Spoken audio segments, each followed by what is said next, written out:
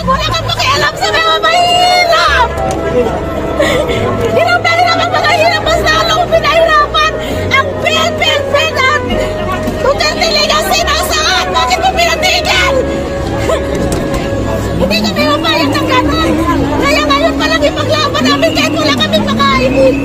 Kahit kulang kami sa pinansya, nandito kami galing sa amin na wala kami matira dito kahit saan kami nakatira. Basta may naawa sa amin dahil mahal na mahal namin ang bansang Pilipinas. Mahal na